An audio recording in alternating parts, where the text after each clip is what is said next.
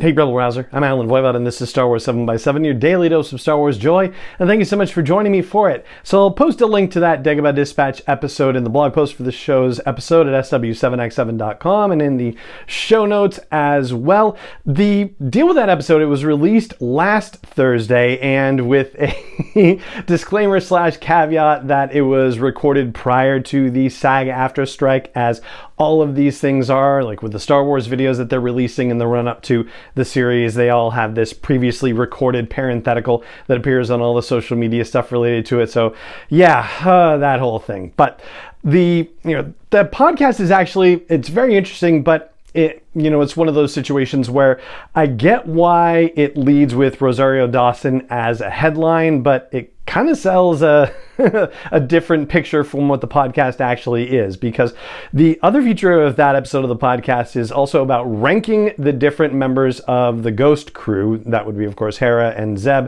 and Kanan and Sabine and Chopper and Ezra, and the two regular hosts and a previous host, who comes back for the conversation. They spend about 50 odd minutes with this part of the conversation, and the part of the podcast that has Rosario Dawson on there takes place from 54 minutes into about an hour 15 in. So it's only 20 minutes of this hour 15-ish podcast, and it's way at the backside of it. And not that the conversation about the Rebels characters wasn't interesting or anything. Again, I get why they had to lead with Rosario on that one, but it's definitely a small part of the actual podcast. And I more or less agree with the rankings, although I would have put Chopper dead last personally. Nothing against Chopper. Yeah, it's just, I think there are more compelling stories told about the other characters, but that's just me. So here are a couple of things that Rosario Dawson talked about in her portion of the podcast that I thought were pretty interesting. One of them had to do with the fact that she views Ahsoka's character as being, particularly excellent at what she does, having a level of mastery, and yet there still being an opportunity for her to achieve greater things, to ascend to higher levels of mastery, and that it seems like we're going to be getting a little bit of that in the series as well. So I thought that was particularly cool. She also talked about the integrity of the character and actually compared Ahsoka to Muhammad Ali and to Bruce Lee in a way, and I thought that was also particularly fascinating. She also gave some insights into the level of training that she did to get ready for the part, and it sounds crazily intense. I mean, ridiculously so. It is absolutely impressive and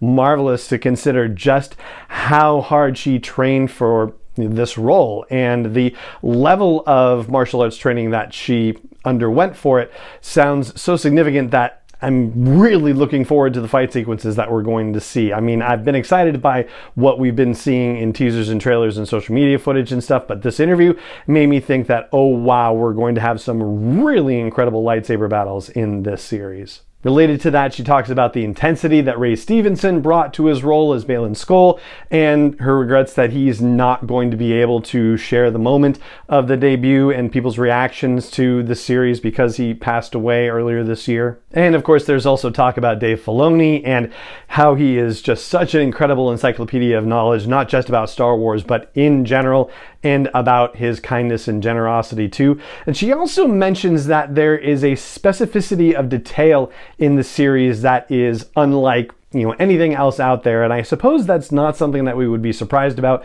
knowing that it's kind of a season 5 of Rebels and Dave Filoni is actively involved in it. Not that he wasn't actively involved in other series, but this really is his baby.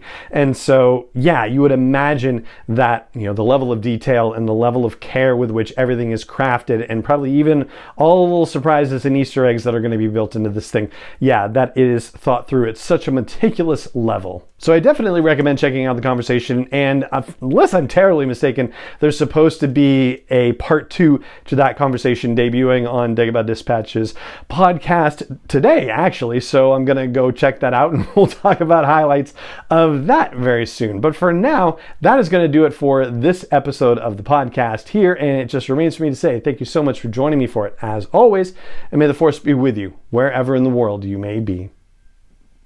Wars 7x7 is not endorsed or sponsored yet by Lucasfilm Limited, Disney, or 20th Century Fox, and is intended for entertainment and information purposes only. Star Wars, the Star Wars logo, all names and pictures of Star Wars characters, vehicles, and any other Star Wars related items are registered trademarks and/or copyrights of Lucasfilm Limited, or their respective trademark and copyright holders. May the Force be with them. All original content is copyrighted by Star Wars 7x7. We hope you love it.